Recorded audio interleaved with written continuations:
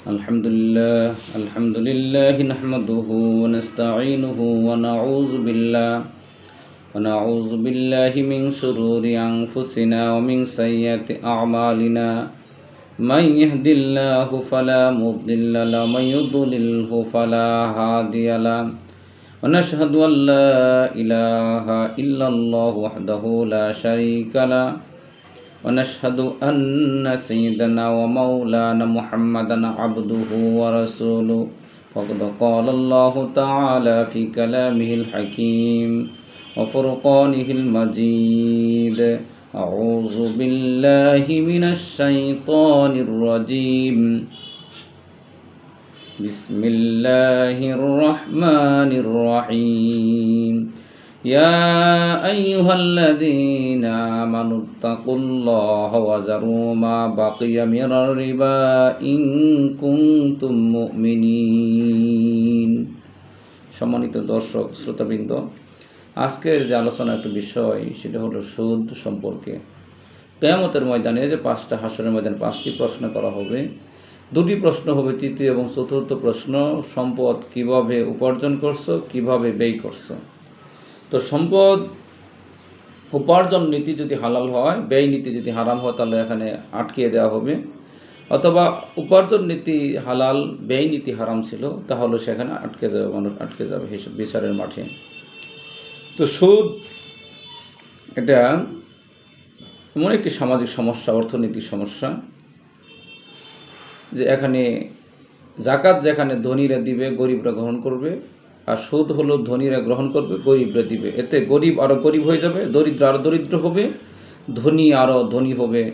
মানুষের মধ্যে সহমর্মিতা, ভালোবাসা, দান সদকা করার যে প্রবণতা সব হ্রাস পাবে। মানুষ দান সদকা করতে চাবে না। সুদভিত্তিক সমাজ ব্যবস্থা প্রতিষ্ঠিত হলে সমাজের মধ্যে ছিনতাই, ডাকাতি, রাহাজানি, বিভিন্ন ধরনের বৈষম্য এবং বিভিন্ন সামাজিক অনাচার সৃষ্টি হবে। আর জাকাত ভিত্তিক অর্থ ব্যবস্থার মাধ্যমে সমাজ থেকে সমস্ত অনাচার দূরীভূত হবে।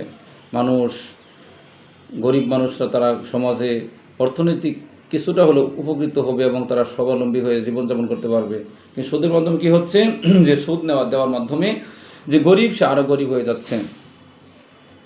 আর এই সুদ কোনো মুনাফা না, কেননা সুদে লোকসানের কোনো ঝুঁকি থাকে না। ব্যবসার মধ্যে লোকসানের ঝুঁকি রয়েছে। তাছাড়া এর লাভের হার, সুদের লাভের হার পূর্ব নির্ধারিত। গ্রহীতা বিপুল পরিমাণ লাভ করলে বা পুরোপুরি লোকসানের শিকার হলেও সুদের হারে কোনো রদবদল হয় না, অদল বদল হয় না। কিন্তু মুনাফাতে ঝুঁকি থাকে, মুনাফা হার হয় অনির্ধারিত। এর সাথে সংশ্লিষ্ট সবাই লাভ লোকসানের আইনসঙ্গত অংশীদারিত্ব বহন করে, ফলে কোনো পক্ষই এককভাবে ক্ষতি বা লাভ বহন করে না। এই সুদ এবং মুনাফার মধ্যে পার্থক্য রয়েছে। যদিও জাহেলিয়াতের যুগে লোকেরা বলতো যে ইন্নামাল বাইউ মিসলুর রিবা, যে ক্রয় বিক্রয়ের মতোই তো সুদ। কারণ ক্রয় বিক্রয় করলে যেমন লাভ হয়, আমরাও সুদে টাকা লাগাচ্ছি, এখন লাভ হচ্ছে। আসলে বিষয়টি এরকম নয়, কারণ সুদ এখানে কোনো লস নাই, কিন্তু ক্রয় বিক্রয়ের মধ্যে, ব্যবসার মধ্যে লসের সম্ভাবনা রয়েছে। ইমাম আবু বকর আল জাসসাস এবং ইমাম রাজি রাহিমাহুল্লাহ তাআলা আনহুমা সুদের সঙ্গে বলেছেন, যে ঋণ আদায়ের একটি নির্দিষ্ট মেয়াদ থাকে এবং যে বিনিময়ে কোনো কারণ ছাড়াই গ্রহীতার উপর মূল ঋণের চেয়ে অতিরিক্ত অর্থ পরিশোধের শর্ত আরোপিত থাকে, তাকে সুদ বলে। রাসূল সাল্লাল্লাহু আলাইহি ওয়াসাল্লাম অত্যন্ত সংক্ষিপ্তভাবে সুদের সংজ্ঞা তুলে ধরেছেন। প্রতিটি কর্জ বা ঋণ যা মুনাফা আকর্ষণ করে, কুল্লু কারদিন জাররা নাফআন, প্রত্যেকটা কর্জ বা ঋণ যা মুনাফা নিয়ে আসে, আকর্ষণ করে, তাই সুদ। বিষয়টির ব্যাখ্যা দিয়ে অন্যত্র তিনি বলেছেন, সোনার বিনিময়ে সোনা, রূপার বিনিময়ে রূপা, জবের বিনিময়ে জব, আটার বিনিময়ে আটা, খেজুরের বিনিময়ে খেজুর, লবণের বিনিময়ে লবণ। এমনইভাবে সমজাতীয় দ্রব্যের নগদ আদান প্রদানে অতিরিক্ত কিছু গ্রহীত করলেই আল ফদল রিবা, সেটা সুদ হিসেবে গণিত হবে। অর্থাৎ দেখেন, টাকার ক্ষেত্রে রিবান নাসিয়া, রিবাল ফদল, দুইটাই রিবা সুদের যে প্রকারভেদ রয়েছে। রিবান নাসিয়া হল বাকিতে ঋণ দেওয়া, কাউকে টাকা ঋণ দিয়ে, লোন দিয়ে মেয়াদ ভিত্তিক নেওয়ার সময় বেশি যদি নেয়, পূর্ব হার নির্ধারিত করে, তাহলে সেটা হলো রিবান নাসিয়া। আর রিবাল ফদল হল পণ্যের মধ্যে একই জাতীয় দ্রব্য দেওয়া নেওয়ার ক্ষেত্রে, যদি যেমন রাসূল 6টা কথা বলছেন, এরকম গমের বিনিময়ে গম, যেমন বলছেন ধানের বিনিময়ে ধান হতে পারে। এরকম যে পণ্য লেনদেনের ক্ষেত্রে যদি যা দেওয়া হবে তার চেয়ে নেওয়ার সময় কিছু বেশি নেওয়া হলেই সেটা সুদ হবে। সুদের কুফল আসলে আল্লাহ তাআলার আদেশ লঙ্ঘন করা হচ্ছে সুদ। আল্লাহ তাআলা এই জন্য বলছেন, হে ঈমানদারগণ, তোমরা আল্লাহকে ভয় করো, তোমাদের সুদের যে বকেয়া আছে তা বর্জন করো, তাহলে যদি তোমরা ঈমানদার হয়ে থাকো। এবং ঈমানদার যদি দাবি করে থাকো, তোমরা সুদ পরিত্যাগ করতে হবে। আখিরাতের ভয়ঙ্কর পরিণতি, যারা সুদ খায় কিয়ামতের দিন তারা সেই ব্যক্তির মতো দাঁড়াবে যেন শয়তান স্পর্শ দিয়ে তাকে জিনাদার রোগীর মতো। আল্লাহ তাআলা বলছেন, আল্লাযিনা ইয়াকুলুনা রিবা লা ইয়াকুমুনা ইল্লা কামা ইয়াকুমুল্লাযী ইয়াতাখাব্বাতাশ শাইতানু মিনাল মাসসে। শয়তান যেন এদের স্পর্শ করে পাগল বানিয়ে দিয়েছে এরকম অবস্থায় গ্রহণ করবে। এবং তারা যদি আবার যদি সুদ গ্রহণ করে, ফাউলাইকা আসহাবুন নার হুম ফিহা খালিদুন, চিরদিন তারা জাহান্নামের মধ্যে জ্বলবে। নাউযুবিল্লাহি মিন যালিক। আল্লাহর সাথে যুদ্ধ, কোন ইবাদত পালন না করলে আল্লাহ তাআলার সাথে ডাইরেক্ট যুদ্ধের কথা বলা হয় নাই, কিন্তু সুদের ব্যাপারে বলা হয়েছে, ফাইলাম তাফআলু ফাযানু বিহারবি মিনাল্লাহি ওয়া রাসূলিহি। যদি সুদের সাথে সম্পৃক্ততা থেকে নিজেকে বিরত না রাখে, তাহলে তার বিরুদ্ধে আপনি আল্লাহ এবং তার রাসূলের পক্ষ থেকে তোমরা যুদ্ধের ঘোষণা শুনে রাখো। তাহলে যুদ্ধের ঘোষণা দিয়ে নামাজ কালাম বললে কি, হজ করলে কি হবে? যে ব্যক্তি নাকি সুদের সাথে সম্পৃক্ত আছে, তাহলে সে কেমনি এই সুদ থেকে বিরত থাকবে? অভিশাপ লাভ। রাসূল সাল্লাল্লাহু আলাইহি সাল্লাম সুদদাতা, গ্রহীতা, লেখক এবং সাক্ষী উভয়ের উপরে অভিশাপ লানত পেশ করেছেন। মুসলিম বুখারীর হাদিস। এই জন্যে সুদের লেনদেনের সাথে কোনো ক্রমে সম্পৃক্ত থাকা যাবে না, কোনো লেখকও হওয়া যাবে না সেখানে। এই জন্য সুদী ব্যাংকে চাকরি করার ব্যাপার ওলামায়ে কেরাম কিন্তু এই জন্যই বলছেন যে যেহেতু উনি লেখক হিসেবে কাজ করতেছেন, অবশ্যই এটা গুনাহের মধ্যে অন্তর্ভুক্ত হবে। তাছাড়া সুদের দুটি পর্যায় রয়েছে, একটা হলো ব্যক্তি পর্যায়ে, একটা রাষ্ট্রীয় পর্যায়ে। রাষ্ট্রীয় পর্যায়ে যেহেতু সুদ স্বীকৃত, সেখানে থেকে বিরত থাকা কঠিন অবস্থা। সেক্ষেত্রে যারা যথাযথ কর্তৃপক্ষ রয়েছে তাদেরকে দাওয়াতি কাজ করে বোঝানো, যাতে সুদ মুক্ত আমাদের মুসলমানদেরকে ইসলাম পালন করার তৌফিক দান করেন এবং আমাদেরকে ইসলাম পালন করতে সুযোগ করে দেন, এই যে সুদ মুক্ত অর্থ ব্যবস্থা প্রতিষ্ঠা করবেন। কিন্তু ব্যক্তি পর্যায়ে যে বিষয়টি রয়েছে, নিজে সরাসরি সম্পৃক্ত থেকে সুদের সাথে লেনদেন সম্পৃক্ত থাকা, এটা থেকে বিরত থাকা নিজের উপর ওয়াজিব। সামষ্টিকভাবে রাষ্ট্রীয় পর্যায়ে যেটা রয়েছে সেটা আমাদের সবার উপর ওয়াজিব নয়, কিন্তু রাষ্ট্রের যারা দায়িত্ব রয়েছেন তাদের উপর ওয়াজিব হলো সেই সুদমুক্তভাবে জনগণকে পরিচালনা করা, সুদের মুক্তভাবে অর্থ ব্যবস্থা প্রতিষ্ঠা করে জনগণকে গুনাহ থেকে বেঁচে থাকানো, বাঁচানো, এটা তাদের দায়িত্ব। তো আমাদেরকে তাদের প্রতি দায়িত্ব আমাদেরও রয়েছে যে তাদেরকে বোঝানো এবং যথাযথ কর্তৃপক্ষ এমন লোককে সেখানে সেটিং করা বা নির্বাচিত করা যারা সুদকে অপনোদন করে আমাদেরকে পাপ মুক্ত করবেন এবং মুনাফা ভিত্তিক অর্থ ব্যবস্থা প্রতিষ্ঠা করবেন। ভয়াবহ পাপ। রাসূল বলছেন যে 70টিরও বেশি গুনাহ রয়েছে। সবচেয়ে ছোট গুনাহ হলো নিজের মাকে বিবাহ করা। নাউজুবিল্লাহ। মুস্তাদরাত হাকিম আন রিবা সাবুনা মাহওয়ান আইসারু আইয়ানকি উম্মাহ। এত বড় গুনাহ যে নিজের মায়ের সাথে মাকে বিবাহ করবে, ব্যভিচার করবে, এরকম গুনাহ হয়েছে সুদের সর্বনিম্ন গুনাহ। সর্বোচ্চ গুনাহ হলো আল্লাহ তাআলার সাথে যুদ্ধ ঘোষণা করা।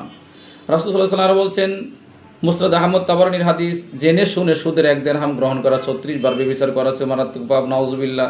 36 বার জিনা করার সমান, এর চেয়ে বেশি পাপ হল 1 টাকা যদি কেউ সুদ খায়। তো সুদ গ্রহণ করা মানে মায়ের সাথে ব্যভিচার করা বা অসংখ্যবার ব্যভিচার করা।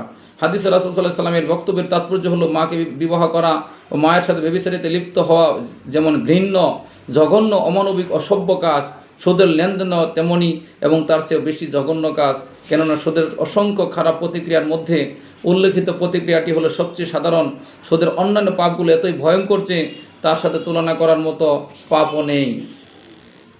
জাতীয় বৈষম্যের বিপর্যয়ের কারণ হবে, যেখানে আল্লাহ রাসূল যে মহানবী সাল্লাল্লাহু আলাইহি সাল্লাম বলছেন, আল্লাহ তাআলা যখন কোনো জাতিকে ধ্বংস করতে চান তখন তাদের মধ্যে সুদী লেনদেনের প্রবল হয়ে ওঠে। রাসূল সাল্লাল্লাহু আলাইহি সাল্লাম নিষেধাজ্ঞা। আল্লাহর হাবিব সাল্লাল্লাহু আলাইহি সাল্লাম ইরশাদ করেন, তোমরা ক্ষতিকর 7টি বিষয় থেকে দূরে থাকবে। এর মধ্যে একটা হলো সুদ গ্রহণ করা থেকে। ঈমানহীনতা। আল্লাহর হাবিব বলছেন, সুদের মধ্যে 70-এর যে বেশি গুনাহ রয়েছে, এর মধ্যে আল্লাহর সাথে শিরক করা একটা সমতুল্য। এবাদত কবুলের অন্তরায়, কারণ হালাল উপার্জন ছাড়া এবাদত গ্রহণযোগ্য হবে না। সুদে যারা সম্পৃক্ত তারা কৃপণ হয়ে থাকে এবং তারা দান খয়রাত করতে চায় না। এদের অন্তর অত্যন্ত শক্ত, কঠোর হৃদয়ের হয়ে থাকে। জাহান্নাম লাভ। জাহান্নামে যাওয়ার জন্য একটা মাধ্যমই হলো সুদখোর। রাসূল সাল্লাল্লাহু আলাইহি সাল্লাম মেরাজ রজনীতে দেখলেন যে নদীর জাহান্নামের তীরে একজন লোক দাঁড়িয়েছিল, যার সামনে কিছু পাথর, রক্তের নদী একটা রক্ত নদীর তীরে গেছে পৌঁছলাম, মেরাজের রজনীতে রাসূল পৌঁছলেন। আর সেখানে দাঁড়িয়েছিল একজন লোক, যার সামনে কিছু পাথর। এরপর নদীর মাঝে দাঁড়ানো ব্যক্তি তীরের দিকে অগ্রসর হলে তার তীরে দাঁড়ানো লোকটি তার মুখমণ্ডল লক্ষ্য করে পাথর নিক্ষেপ করলো এবং সে আগে যেখানে ছিল সেখানে ফিরে যেতে বাধ্য করলো। এভাবে যখনই সে উঠে আসার চেষ্টা করছে, তখনই তীরের লোকটি তার মুখ লক্ষ্য করে পাথর ছুঁড়ে মারছে, যার ফলে সে ফিরে যাচ্ছে, আগের অবস্থান গ্রহণ করছে। আল্লাহর হাবিব জিজ্ঞেস করলেন যে ভাই জিবরাইল, এই লোকটিকে? তারা বললেন যে নদীর মধ্যে দাঁড়ানো যে লোকটি দেখলেন সেটা হলো সুদখোর। সহিহ বুখারীর হাদিস। আল্লাহ রাসূল আরও বলছেন সুদখোর জান্নাতে প্রবেশ করবে না। মুস্তাদরাক হাকিম। রাসূল আরও বলছেন লা ইয়াদখুলুল জান্নাতা লাহমুন নাবাতা মিনাস সুহতে, হারাম সম্পদে তৈরি মাংসপিণ্ড জান্নাতে প্রবেশ করবে না, জাহান্নাম তার জন্য উপযুক্ত। ঝুঁকিহীনতা, সুদের মধ্যে কোনো ঝুঁকি নাই, মুনাফার মধ্যে ঝুঁকি রয়েছে। মানুষ তখন উৎপাদনশীল খাতে বিনিয়োগ করবে। আর যদি সুদের মধ্যে চলে আসে, মানুষ তখন ঝুঁকি বহন করবে না, ব্যাংকে অনেক জায়গায় টাকা এটা বিনিয়োগ করবে, মানে বিনিয়োগ করবে না এমন খাতে, উৎপাদনশীল খাতে কোনো বিনিয়োগ করবে না, বরং বসে বসে সেই ঠেকাতে সুদ গ্রহণ করবে। মুনাফা বৈষম্য তৈরি হবে এখানে। পরিশ্রম ছাড়াই মুনাফা পাচ্ছে, সুদ পাচ্ছে, আর পরিশ্রম করে লস হতে পারে, ব্যবসা দিক মানুষ ঝুঁকবে না। মুনাফার সংখ্যা কমে যাবে। মন্দ চরিত্রের ফলশ্রুতি এখানে সুদ মূলত স্বার্থপরতা, কৃপণতা, সংকীর্ণতা, নির্মমতা প্রভৃতি মন্দ চরিত্রের ফল। ইমান ও নৈতিকতা বিধ্বংসী এখানে যে কাজগুলি যারা করবেন। বিনিময় নীতি বিরোধী এবং বিনিময় বৈষম্য সবচেয়ে বেশি হলো যেখানে মানুষের মধ্যে কৃপণতা তৈরি করবে, শোষক শ্রেণীর উদ্ভব হবে, জুলুম হবে, গরিবদের প্রতি জুলুম করা হবে, যারা সুদের টাকা গ্রহণ করবে তার নিঃস্ব হয়ে যাবে, মানুষের মধ্যে ঘৃণা সৃষ্টি হবে, সামাজিক অবক্ষয় সৃষ্টি হবে, মানুষের মধ্যে শত্রুতা তৈরি হবে, বিনিয়োগ প্রতিবন্ধকতা সৃষ্টি হবে, মানুষ বিনিয়োগ করতে চাবে না, অর্থনৈতিক বৈষম্য তৈরি হবে, সমাজের মুসলিম ও সমাজের কিছু লোকের হাতে সম্পদ চলে আসবে, অধিকাংশ মানুষ হবে মানে সম্পদ ছাড়া, তারা দারিদ্র্যের কষাঘাতে নিজেদের জীবনকে তারা শেষ করে ফেলবে। অস্থিতিশীলতা তৈরি হবে, জনস্বার্থ পরিপন্থী কাজ তারা করে, এই যারা সুদের সাথে সম্পৃক্ত, এবং সম্পদ আস্তে আস্তে হ্রাস পায়। যেহেতু উৎপাদনশীল খাতে বিনিয়োগ হবে না, এই জন্য সম্পদ আর বাড়ার সম্ভাবনা নেই, সম্পদ বন্ড বৈষম্য সৃষ্টি হবে। শ্রমজীবীদের তখন শ্রমে অনাগ্রহ তৈরি হবে, যে কাজ করা দরকার কি, যেহেতু এমনি পাচ্ছি, কর্মবিমুখতা, কাজ করা দরকার নাই, দ্রব্যমূল্য বৃদ্ধি পাবে, মুদ্রাস্ফীতি বৃদ্ধি পাবে, বেকারত্ব বৃদ্ধি পাবে, তখন মজুরি হ্রাস পাবে। আর পুঁজিপতিদের ক্ষমতায়ন, এখানে প্রভাবশালীদের সুবিধা দান করা হবে সুদের মাধ্যমে। এই সুদ আল্লাহ তাআলা হারাম ঘোষণা করছেন, ইসলাম এটাকে চিরতরে হারাম ঘোষণা করে বলছেন যে এই সুদের সাথে যারা জড়িত এদেরকে তিনি লানত ঘোষণা করছেন, এবং বলছেন যদি তোমরা ইমানদার হয়ে থাকো তাহলে সুদ পরিত্যাগ করো, আর তা যদি না করো তাহলে আল্লাহ এবং তার রাসূলের পক্ষ থেকে তোমাদের বিরুদ্ধে জিহাদের ঘোষণা করা হলো। সম্মানিত দর্শক ও শ্রোতাবৃন্দ, যদি নিজেদেরকে মুমিন দাবি করে থাকি, যদি আল্লাহ তাআলাকে আমরা চাই, রাসূলকে যদি চাই, পরকালীন যদি আমরা সফলতা লাভ করতে চাই, তাহলে এই সুদের মতো জঘন্য এই লেনদেন থেকে আমাদেরকে অবশ্যই বিরত থাকতে হবে। আল্লাহ তাআলা আমাদের সবাইকে তৌফিক দান করুক। আসসালামু আলাইকুম ওয়া রাহমাতুল্লাহি।